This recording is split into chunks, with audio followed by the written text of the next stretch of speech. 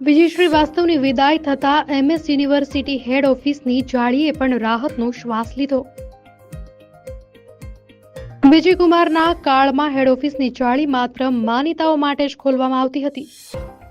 રજૂઆત કરવા માંગતા વિદ્યાર્થીઓ, અધ્યાપકો માટે આ જાળીથી આગળ જવા પર નો એન્ટ્રી હતી।